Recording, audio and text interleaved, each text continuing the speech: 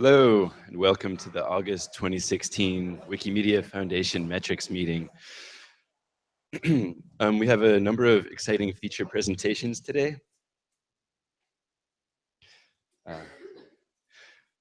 The exciting ones will be all of the things you see here. Metrics, transparency report, an engagement survey update, and a research update. And then you can buttonhole all of the people who presented. So we'll start with the welcomes. New people, Ricardo Cocholi, Melody Kramer, Olga Vasileva. Please hold your applause to the end. It is very exciting though. Chelsea Shea, Danny Kaufman, Sam Patton, Anna Maria Acosta, Tarun Krishnakumar, Lamaili Huge, and Samir El-Sharbati.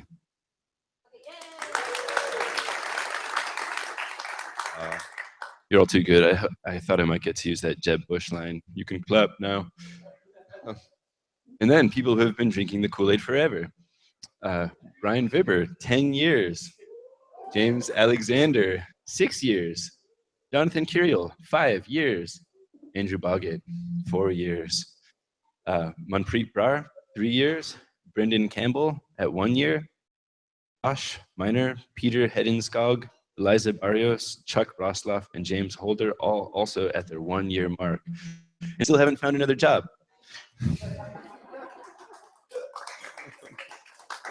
Community update. Hi all, I'm Maria Cruz, Communications and Outreach Coordinator for Community Engagement Department. I'm going to be sharing a few stories from communities. Too many things, okay. WikiConference India 2016 took place between 5 and 7 August in Chandigarh, India. This was the second conference in the region. The first one was in 2011, and a lot of amazing things happened. It was organized by Punjabi Wikimedians, the newest affiliate in the region. It's one of the largest regional conferences. It had like about 250 participants from 20 language communities. 25% of scholarships went to women. And there was a hackathon as well, where 7 different projects saw some progress. And I have my notes here, some of the projects.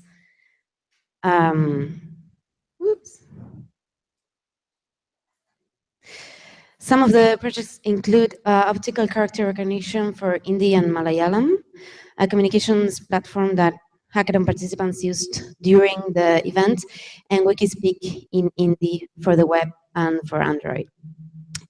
In this conference, the first Wiki Women's Lunch took place in the region as well. There was one new Wikipedia that went live. Tulu Wikipedia. And as Ravi said in the closing keynote, this was a conference that really brought community together beyond any language and political barriers. And there was a renewed sense of hope in the region. People are coming together to work in new programs. We also noticed that Wikipedians often work beyond the frameworks of formal organizations. They work on their own, and a lot of them were inspired to start new Wikimedia programs after this conference. So it was a really good experience overall. Another awesome thing you may have heard about is a global campaign called Her Story. It was co-hosted by UN Women Initiative and Wikimedia.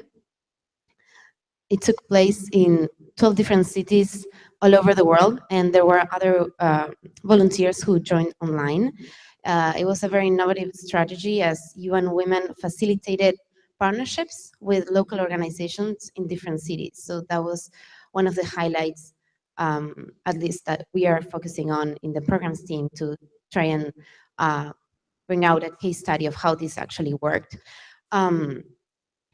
And they focused on adding content on Wikipedia with two main focuses: on quality, how to write from a gender perspective, and on quantity. And sorry, I didn't make this clear before, but the objective was to write women back in history, as many gender gap initiatives have as a goal. And this was creating biographies and content articles related to women topics. So these are the two stories I have for this month. And Wikimedia project milestones and affiliates. Well, as I said, Wikipedia in Tulu went live with 680 articles. Occitan's Wikipedia reached 90,000 articles, and Punjabi Wiktionary reached 1,000 entries. Yay! There are two new affiliates recognized: Wiki2Learn user group, which is dedicated to make the content on Wiki2Learn accessible on Wikimedia platforms, and Wikimedians of Iowa user group, who is that it's a group that is starting activities in the capital, Des Moines. And the other news about affiliates is that the affiliate committee announced a new criteria for chapter recognition. So this applies to user groups that want to become chapters, and for other groups who want to just be chapters altogether. And you can read more about this on the Meta page. Finally, upcoming collaboration with communities. Wikimedia Central and Eastern Europe meeting is happening this weekend in Armenia.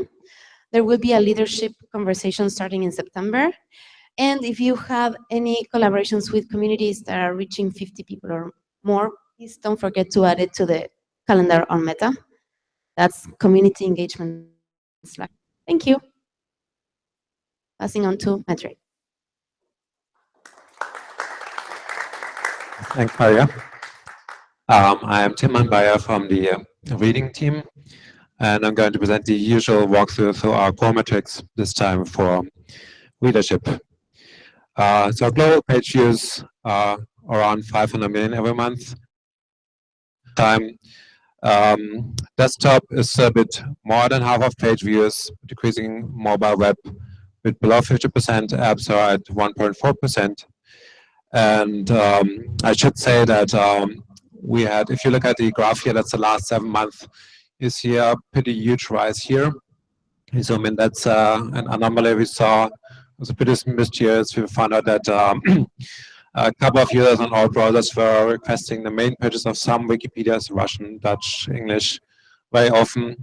And this very isolated in that, but it totally blew up our total metrics. So it was about 11%, and we could say that's great, of course, but after investigating, it doesn't really look like these are human pages. So we have been trying to correct this. So that what you're seeing is actually a correction, but keep that in mind. And yeah, it's a useful reminder that these metrics can be kind of brittle sometimes. I should mention one other thing. As you may have heard, Google did a great thing. We got if you search for things on mobile version of Google, and they have this panel which accepts Wikipedia content, and they improved attribution a lot recently. We had a blog post about it. It did not drive a lot more page views to our mobile site, but that's what you would have been seeing here, but it's a good step nevertheless. Quick look at long-term traffic trends. This is basically the same every time. So we're seeing since the last 3 years, we're seeing a slight decrease, -3%, which is kind of in a margin of error, but it's not falling a lot, but it's also not rising. Desktop though has been falling very markedly over these 3 years. That's the blue area here.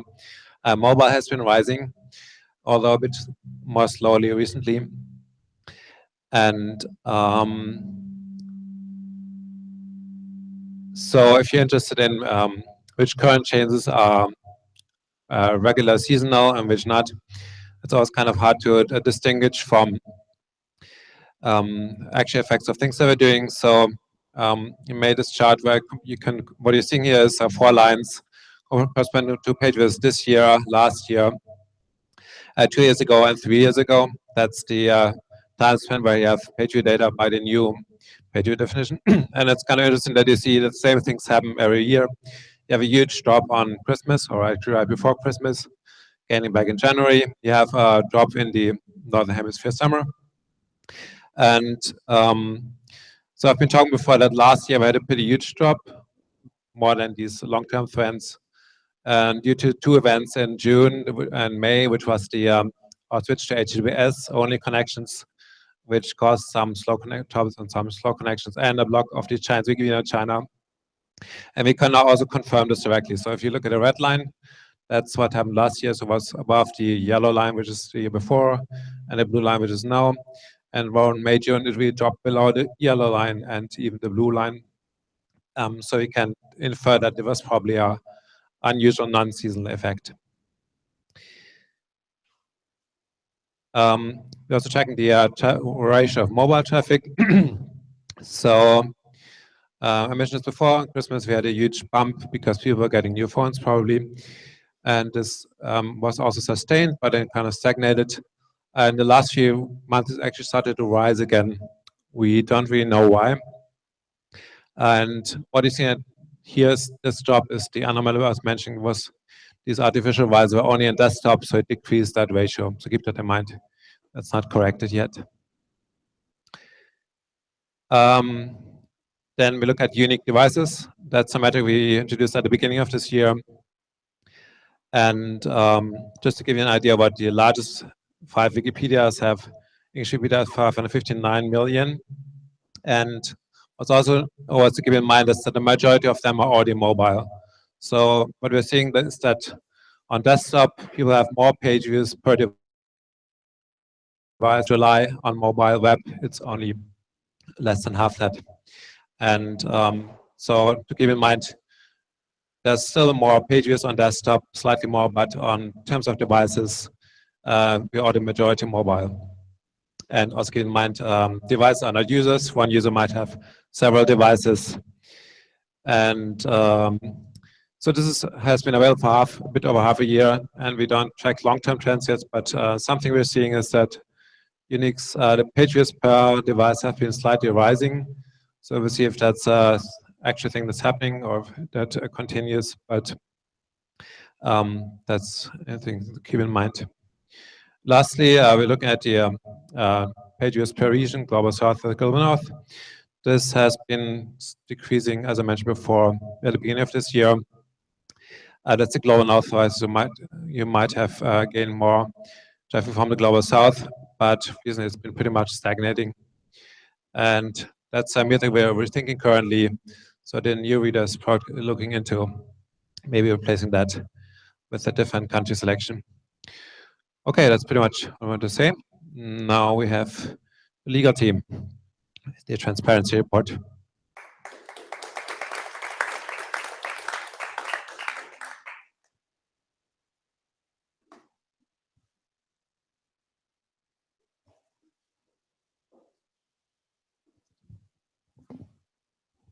Is this on? It is. Yay! Hi, everyone.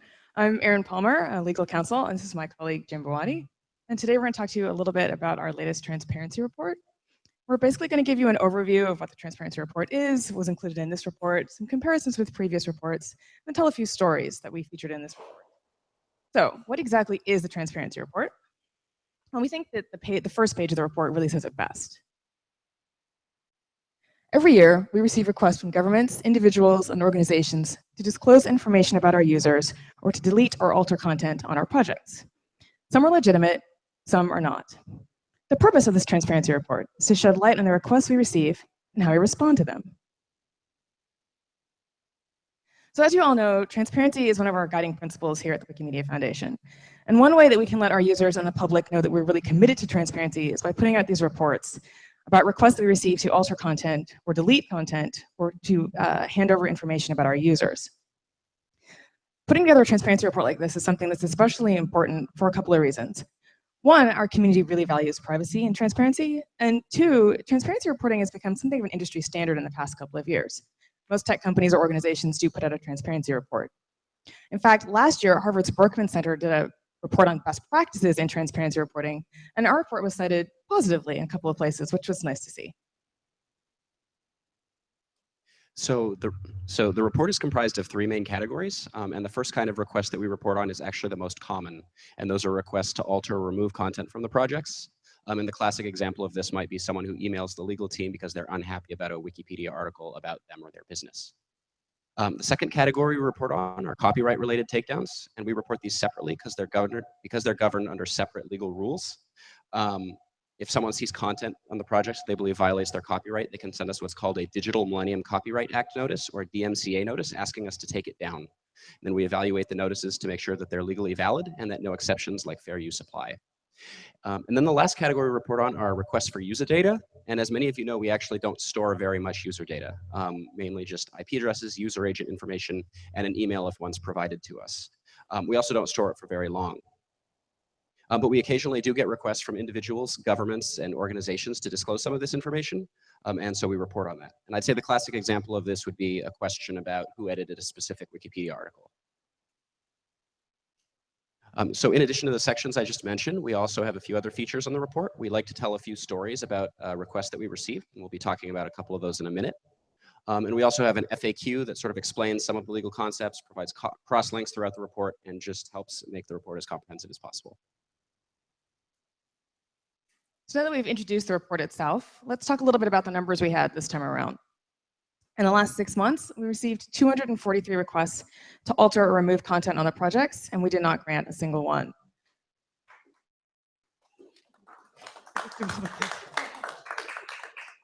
Included in the 243 are 5 requests that were made citing the right to be forgotten specifically. The right to be forgotten is a legal concept that exists in certain countries, most notably throughout the European Union, that allows people to ask search engines to de-index certain content about them.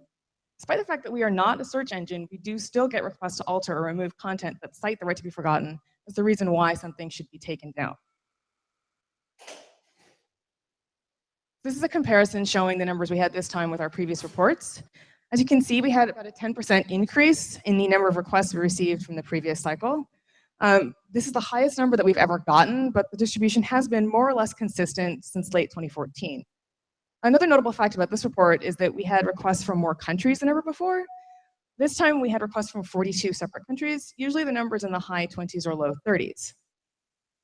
And we have a pretty strong culture of pushing back against requests to remove or alter content because the user should decide what belongs on the projects. That's the point of the projects. Of all the requests we've ever received, we've only granted one.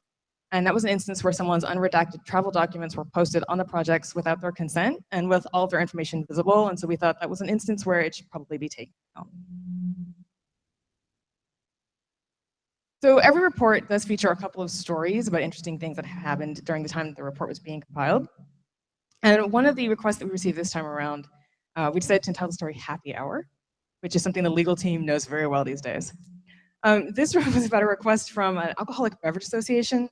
They were frustrated that certain Wikipedia articles were referring to their product, which is region-specific, by what they said was a generic term. And they argued that this was contrary to both trademark law and also an international treaty. And so Jacob, who handles most of the requests that come into legal at our inbox where we get information and requests from all over the world, examined this request. He examines all requests, evaluated their arguments, and got back to them to let them know that A, neither trademark nor the treaty prevent people from just talking about products, and B, if they wanted to express their concerns with the community, he was happy to put them in touch. So I mentioned before that a DMCA notice is a special kind of notice we can get under US copyright law, asking us to take down allegedly copyrighted content. The total number of requests we got this time around was pretty straightforward. We got 22 and we granted 6.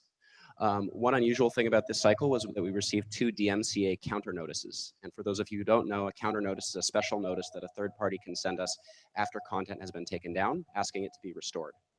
In this case, we didn't grant either counter notice. The first one was mooted when the underlying DMCA notice was withdrawn, and the second one was missing some vital information, so it wasn't legally valid and we had to reject it. So over time, you can see that we received more copyright notices than we've ever received before, but the increase was pretty small, just about 10%, and the distribution was consistent with previous cycles. The bigger story is probably that the grant rate dropped from 45% last time to just 27% this time. And as I mentioned before, we received 2 counter notices, which we'd never gotten before. One thing worth pointing out is that it's basically unheard of for projects of our size and scope to receive DMCA notices at such low levels. And just for comparison, and was receiving 17 and 21 million of these notices per week. So to receive them in the low 20s, not 20 million, really speaks to the diligence of our user community. We also have a copyright story for you. So earlier this year, we received a notice from an Asian newspaper alleging that an article on English Wikipedia had infringed the copyright on one of their articles. But when some people investigated, it actually turned out to be the opposite, that the content appeared on English Wikipedia before it appeared in the newspaper. They had copied Wikipedia and then sent a notice asking that it be taken down. Naturally, we rejected the notice and we provided them with links to Creative Commons licenses and how to properly reuse Wikipedia content. Yeah, it's appropriate to laugh there. So the last category is requests for user data. This time around, we received a total of 13 requests for non-public information about our users. 7 of these were informal non-government requests, and 6 of these were informal government requests, and none of these requests were granted. So unlike a formal legal process like a warrant, an informal non-government request is when a private individual or organization just emails or calls us and asks us to turn over information about a user. An informal government request is when a government does the same thing. Now, comparing with previous reports, we had a pretty substantial drop in the number of requests this time around, almost 50%. The type of request was also less varied. As I mentioned, we only had informal requests this time around. Usually we do get 1 or 2 formal requests, a warrant or a court order, maybe subpoena, something like that. Another thing worth noting is that, as with the content requests, we have a very strong culture of pushing back against these requests. We will only disclose non-public information about a user in response to a valid and enforceable legal process, such as a warrant. And often we don't have any information to turn over in the first place because we collect so little and retain it for such a short time. So during many reporting cycles, we haven't disclosed any information at all. And if we do, it's maybe 1 or 2 in a 6-month period. So we thought we'd wrap up by talking about some of the changes we made to this most recent report. And the first is that we added a users notified category. And just for context, we've always had a policy of notifying users when we plan to disclose their information in response to a request, so long as we're legally allowed to do so and we have the necessary contact information. But until now, we weren't reporting on the number of people we reported pursuant to this process. And one thing worth noting is this time the number was 0, but that's because we didn't disclose any information at all, so there was no one to notify. The second change is that we added a bit more detail about the amount of information disclosed in response to a user data request. In previous reports, we just said yes or no. We either disclosed information or we didn't. But now in going forward, we're saying when we disclose just some of the information that was requested and not all of it. An example of when this might happen is if someone asked for more information than we have and we disclose just what we do have, or when we receive a valid legal process for some of the information, but not for all of it. So that's it. That's the summer 2016 transparency report. We'd like to thank everyone who was involved in preparing it, and that includes Siddharth, Michelle, James Alexander, Ori, our legal interns, the comms team, and of course Jacob, who actually responds to all these emails and phone calls. And we'd also like to thank Pratik and Moaz, who helped design the very first report. So thanks again.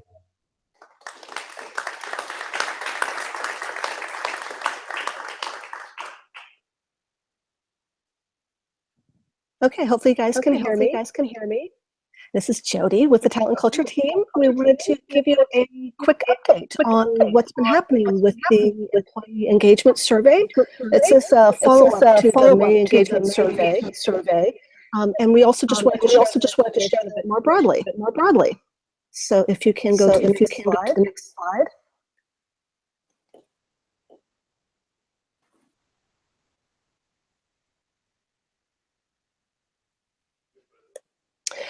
So this is a survey. This is probably very familiar to most of you. This is the one that was shared in June. The biggest highlights here are the 11% overall increase, as well as a continued high level of participation with staff. The engagement scores for the questions related to leadership also showed an increase of 23 to 63%. Now, despite all these overall increases, there's still tons of work to be done. So on the next slide, what's been happening since? So as part of this, we just wanted to give you a quick update. First, we wanted to share that we have put a more transparent process about the engagement survey to make sure that they are consistent going forward. We've also restarted the engagement committee. The talent culture team helped them with a workshop to help identify projects that are going to be the most impact to the foundation.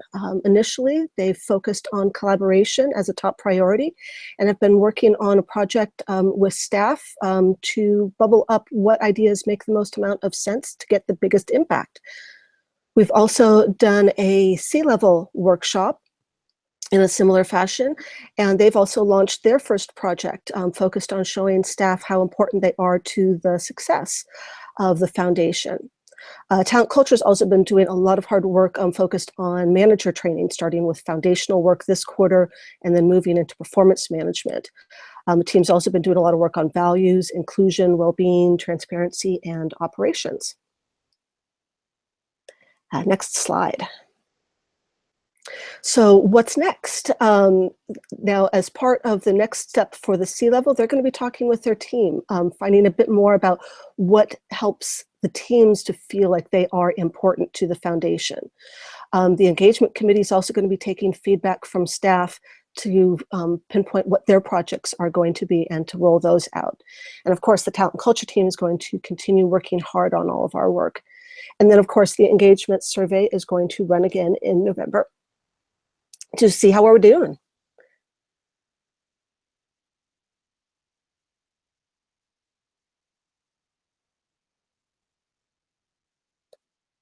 And that's it for the engagement survey.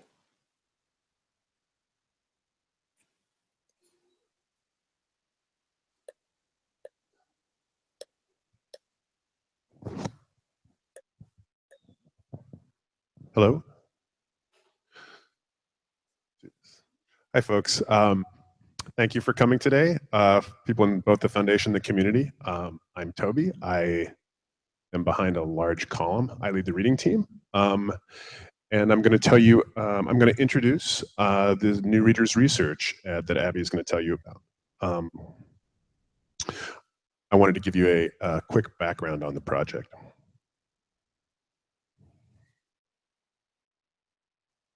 So New Readers is a project designed to reach people in parts of the world that have not traditionally read or edited Wikipedia and sister sites. It's really exciting for me because it gets to the core of why I'm at the foundation, working with great people and making an impact on the world. New Readers has been and is a collaboration. Community, communications, partnerships, reading, and design research are all part of the project. We're united by a common belief in what we're doing, and we've worked together for many months to make it happen. The project, oops. The sense that it started with, we've started the process with design research.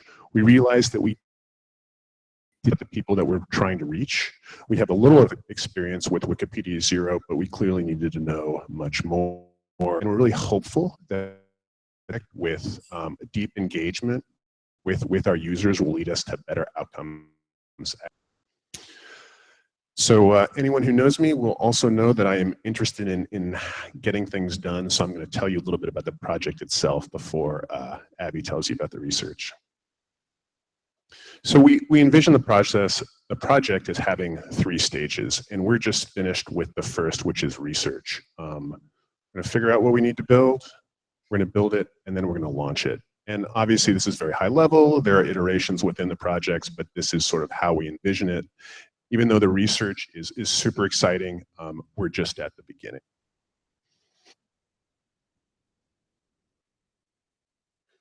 And here's a little bit more detail about the timeline because as a manager, I like timelines. We're generative research in last quarter. We're refining concepts, and then we'll start prototyping and doing evaluative research with our users before implementing and building in the next and launch calendar year.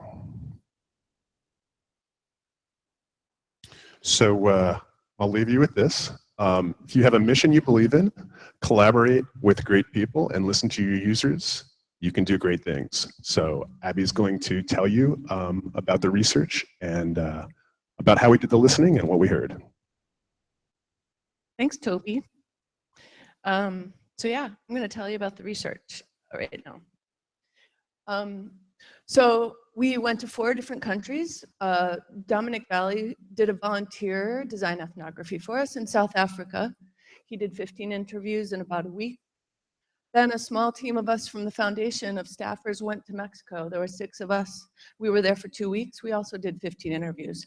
In both of these research projects, the researchers were able to observe some patterns in the 15 interviews. And then we stepped it up and scaled our research a bit by partnering with a team called Reboot. They're an organization that does this kind of research all over the world all the time. And so we went to Nigeria and we went to India.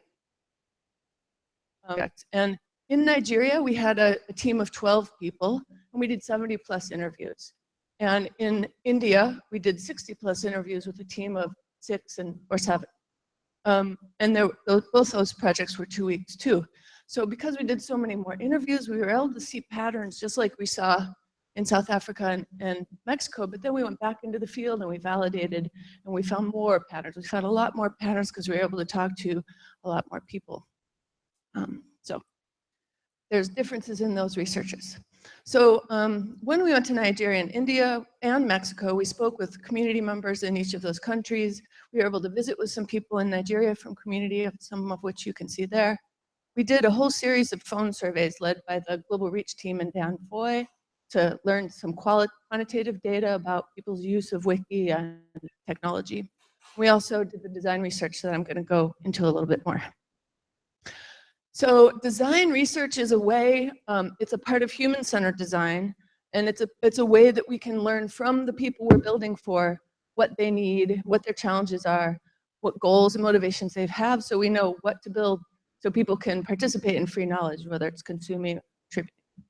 So some of the methods we use to do that are ethnographic interviews, where we go into people's homes or in their workplaces and learn from them through interviewing them and talking with them. We also can see their context and their technology that they use, and the technical context as well as the physical context they're in. And we asked people to demo their technology if they felt comfortable with it. Also, we did some key informant interviews or expert interviews with people who are studying technology or communication or education in places that we went. The phone surveys were really integral also in these regions.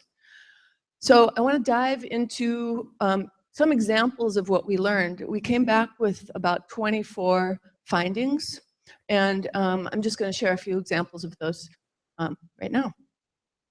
So in using Wikipedia, a lot of times people go to Google, of course, and search and then find what they're looking for. They might go to Wikipedia, but they might not even using Wikipedia. But then once people use it a little bit more and start to get to know it a little bit more, they can become suspicious of the content model. If anyone can edit, it can arouse some suspicion, especially in places like Nigeria, Mexico, when the media is captured by political or commercial interests. So, but though trust in the content may be compromised a little bit, utility is super high, so people keep coming back to get that information they're looking for when they're searching. Low bandwidth browsers rule in both Nigeria and India. People are precious about data usage because it's expensive, here we go, flip the card. So in Nigeria, people use Opera Mini.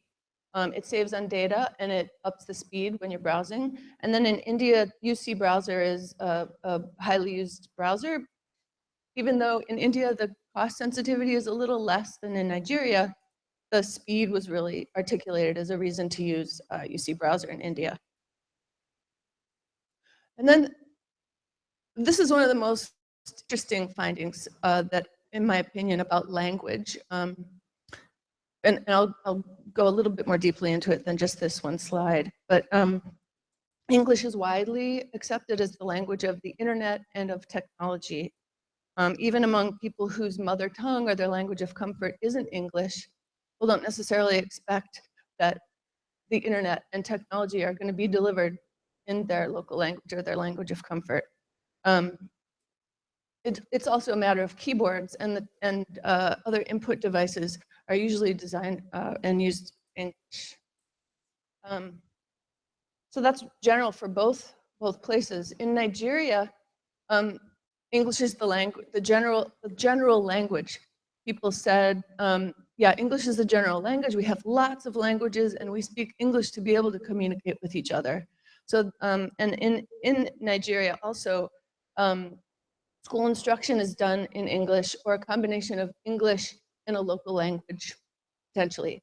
And when people write in their local languages, it's usually done in, transliterated through Roman alphabet. Yeah, so English is the default language for online content. And local languages are used more for interpersonal communications. And in India, people can choose their language of instruction, but what medium that they're going to go to school in, whether it's Hindi or Tamil or English. And when a person chooses a language besides English, it sometimes necessitates workarounds because of English being the language of the internet and technology. People need to do potentially workarounds with finding different input methods, potentially learning some English. And it impacts their comfort in online learning searching. So mobile web dominates for getting online, and Android's the platform of choice. So feature phones and lower end grade Androids are the primary devices for getting on the internet. Only wealthy people use the higher grade Androids or iOS or BlackBerry. And even then, most people prefer Android as a primary connecting device or a tethering device because of cost and also battery life. So learning technology, people are learning through other people, through our friends and family and people at work. And also digital immigrants are learning from digital natives. So parents learning from their children. This particularly happens when young adults are going away to school or going away for a job, and technology will then intervene as a way for the family to stay connected. So maybe someone gives someone else a phone and then helps them install WhatsApp or Facebook, and so they can keep in contact that way.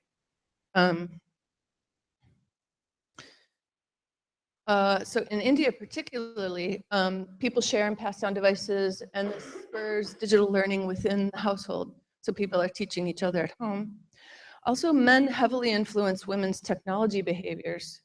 Women of all age groups are influenced by their male family members or colleagues in access to, choice of, and use of technology. In Nigeria, app stores and little shops where people go get their iPhones and get apps installed are a source of applications. Some people will just say, hey, give me whatever you need. And as we were interviewing people, we observed that they had many, many apps on their phone, but only used 2 or 3. So we'd ask, so where'd you get those? And like, oh, the guy put it on my phone. So that's one way people are learning about, different apps and how to use their phones and stuff in Nigeria. So shop workers are a big source of learning. So if you step back a little bit and we look at all these, not only these findings, but the others in our deck that you can go to and find in a minute, I'll share the link. People using Wikipedia doesn't necessarily equal recognition of Wikipedia, because as I mentioned earlier, people can go to Google and get the information they know and not even know that they're using Wikipedia. We saw Wikipedia in people's browser history, but when we asked at the end of the interview, do you know what Wikipedia is? They would say, yeah, I know it, but I don't ever use it, even though we saw evidence of them using it. So familiarity does not necessarily equal trust. As people get more familiar with it, that thing happens where people see there's like a crisis of trust when people find out that anyone can edit, particularly in these contexts of where the content is co-opted. And also repetition of use doesn't mean that people understand about Wikimedia and the movement and the values of the movement and what it's all about. So we're really using this research. It was a big investment. A lot of people worked on the project. We now have a really valuable database of observations, of patterns, of findings, and we're using this research to the biggest extent that we can. So here are where you can find on Meta. There's pages you can keep up with what we're doing here. You can see the report of that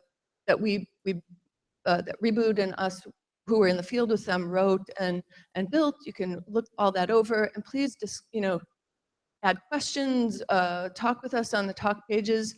We're really interested in knowing of these findings, what are efforts that are already existing out there in the world. We want to partner with people to address these things.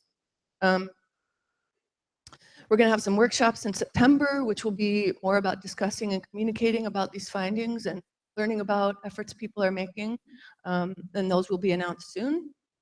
And then our next steps, like I said, we're learning and getting information about what's going on around these findings.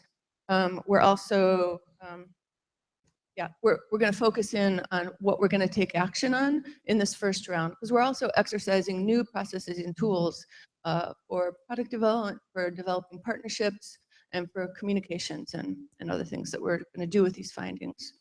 We're narrowing into focus. So with that, I guess it's time for questions and discussion.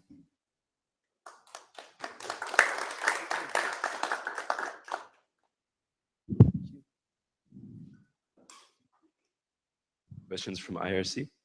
Hi there. So first question, Abby. I've got multiple questions for you, but guess what? So I'll start with one. Erin said, your results suggest that English has already gained dominance. So why focus on non-English in these areas? Who or what are we missing by not focusing on other languages? Oh, well, people need content in their local languages. This is no way suggesting that we're only going to focus on English. It's just an observation that people are using English, expecting English, that English is kind of a, because of the way the hardware is built and the internet has been built, English is a major language there. Yeah, I just want to echo what Abby said. I think this was a super interesting finding and something we definitely didn't expect. But, I don't think it's going to drive our product development into, or just focusing on English.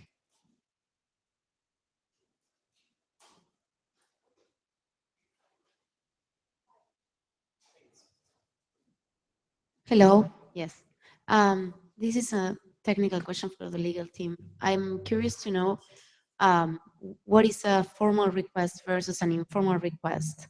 If I'm actually curious to know what is an informal request. If that happens in conversation, if is that an email, but it's not like a formal legal paper, what does it mean? So an informal request is basically just an email or a phone call asking for something, sometimes nicely, sometimes not, but usually they'll just ask for information. So a formal request is when we get a formal legal process like a warrant or a court order or a subpoena. It's where there's some sort of legal oversight, set of legal rules that someone had to follow to send a request. And informal is just when they call or email us without any of that, just asking for something.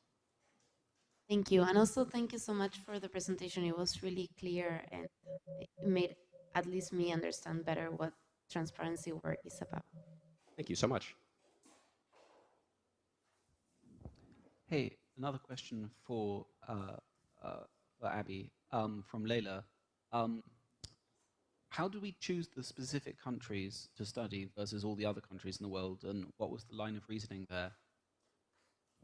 The short answer is there was a lot of thinking and a lot of work about that. I'll let Toby describe that process a little bit.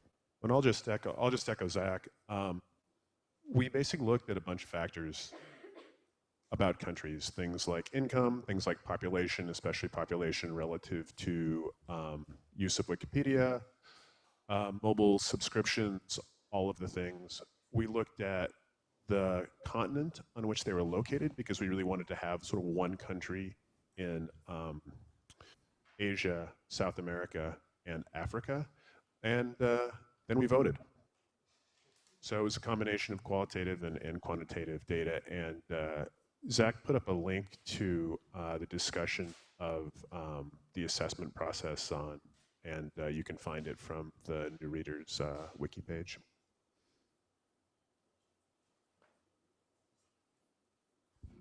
And a third question, also for Abby. Lodvik asked whether the interviews were typically with English speakers in English, or were they translated in some manner? And were they all city dwellers? Were they countryside people? How did that work? So about the interviews, worked with a mixed team, so there were a few staff members in both countries. There were also Reboot researchers who are on the Reboot team, and then we hired local researchers who are there.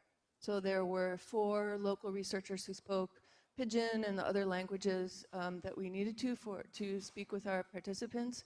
In India, there were also 3 local researchers who spoke the languages that we were perceived that we would need.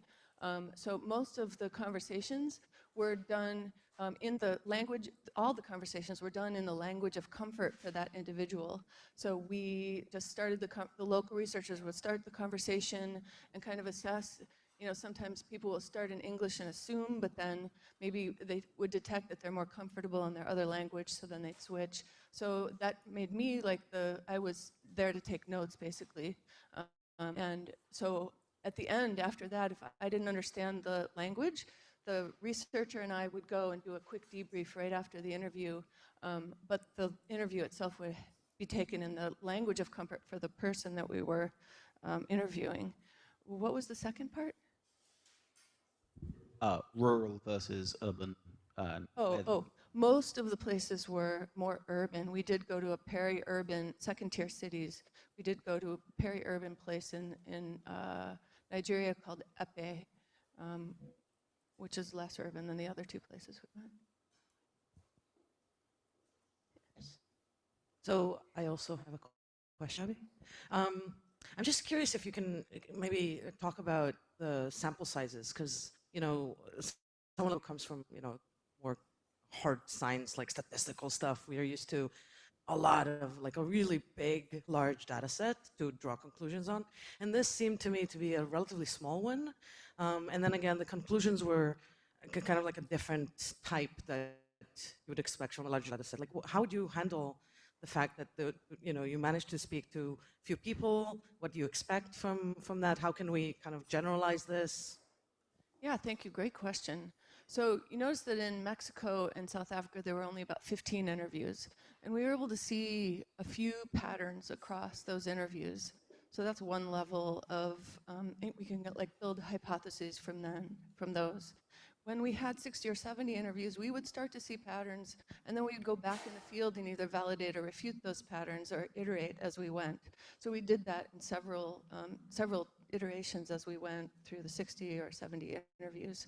And that said, these are all hypotheses. These are patterns and groupings of patterns did before, and we're triangulating with quantitative data so that we can, learn from the qualitative and we've observed and we've heard from people along with the quantitative data. Because if you just look at the data, you're not seeing the human part as much. We're seeing the actions of the humans through the machines. So I think that this kind of work is really valuable for us to understand the human aspects in collaboration with quantitative data. Thanks. Yeah, we could have. I know, like Zach is also getting in line to address this question, but I think it's a great one, and I think historically we've relied on quantitative data here a lot, and I think in general quantitative data can tell you what, but qualitative data, what Abby's been doing, can tell you what. Also, you can't get quantitative data about users you don't have, right? If we're gonna, what our new readers and our new editors want. We're going to have to go out and talk to them. I just want to add that so in an effort to be thorough about doing this and saying, okay, if we're going to be detailed and intimate with a certain set of research participants, we also want to know how these map to trends. So wonderfully, Dan Foy and the Global Reach team have conducted phone surveys with more than 1,000 participants per region to go ahead and look at some of those high-level findings. And in India, remarkably, we did, I think it was 6,000 phone surveys across 12 languages. So it's not that we don't have quantitative data, we have qualitative data and quantitative data in an effort to really have a holistic view of the new reader situation. And to sum up, check out thick data. That's sort of the buzzword for this kind of blend of qualitative and quantitative to get a true put a holistic view of your users.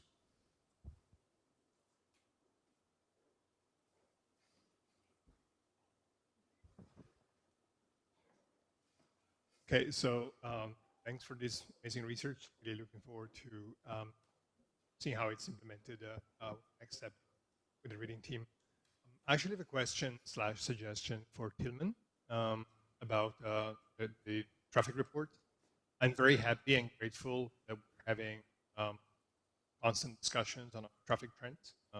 Really appreciate that. One suggestion I'd like to make is that much as it's interesting to see where traffic comes from on a regional basis, I think we need to start monitoring and discussing where it comes from sources.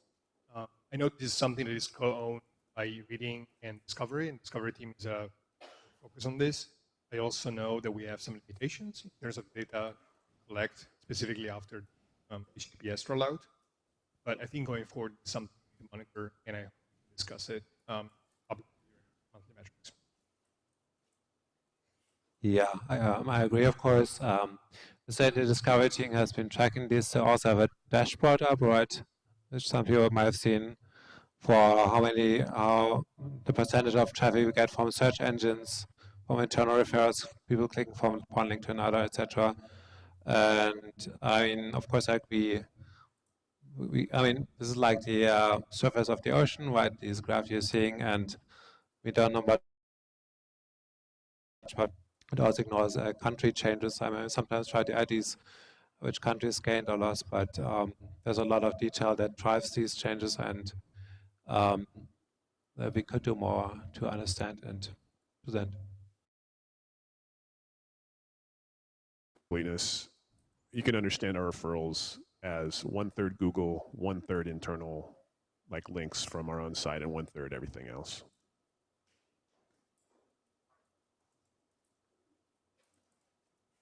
So a question about the new readers research. It seems like the selection of countries, or one of the findings that I thought was particularly interesting had to do with people's expectation and the fact that they were accustomed to using English on the internet.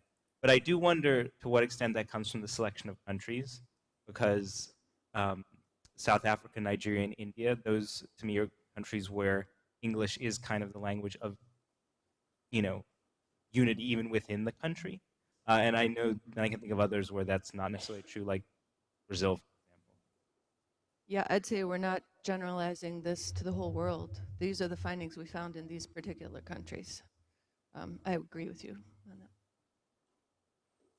Yeah, it's a good point. I do think we saw this in Mexico as well, but again, that's right next to the U.S. So it was a little different. The way, and so this was 15 interviews, but one pattern we did see was people wanting to search for content in Spanish, not finding what they're looking for, using Google Translate to translate into English, search in English, and then using some translation tools depending on their English capabilities to understand the search results. So it's not just about the language you speak and the language you're comfortable in and the language of the internet, it's also about the content that's available on the internet. So that was a little bit different in Mexico from those 15 interviews. That's something that we saw. Hey, follow up from Aaron. Abby, do you feel like you can speak to what we'd be missing if we were only focusing on English?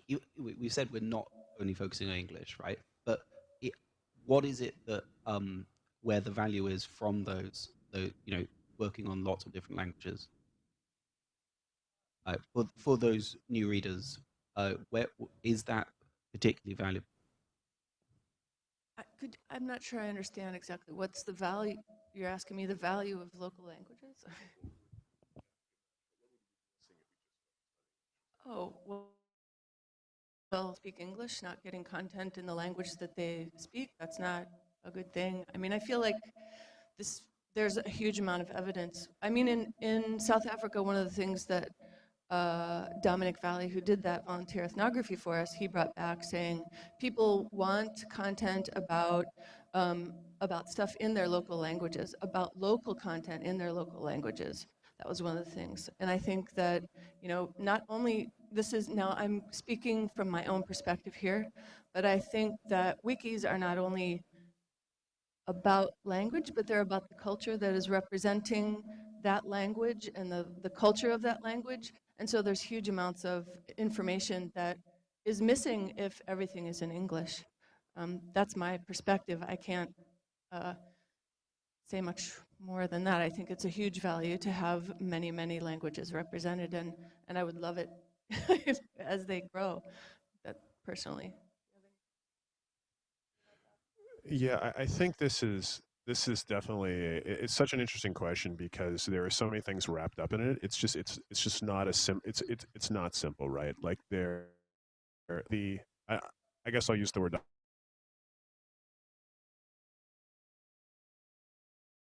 Cisco going out in the world and proselytizing English is, I think, a poor one. I don't think it speaks to our mission. I don't think it speaks to what we're about as an organization and as a movement. But I think it does give us, you know, a valuable tool in how we reach readers in specific countries.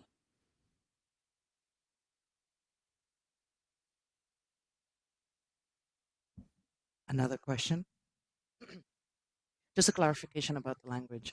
Do you think, from like the experiences of interviewing the people, that is the issue more that they're so used to reading stuff in English that they're expecting it to be English, or is it more that they don't even know that that language exists? Like, do we have a wiki in their language but they don't even know about it, or is it just they're not expecting to use it at all? I think it's the first one. If there are people who have used Wiki and recognize it as Wikipedia, I think there's, especially if they're a student or someone, I think people do know about the other language wikis. And it's just more of an expectation of the content, the language of the internet, the language of technology. It's also the keyboards and the input mechanisms that are in English and Roman alphabet. So I think it's more that than the lack of knowing about the other languages. At least other language wikis.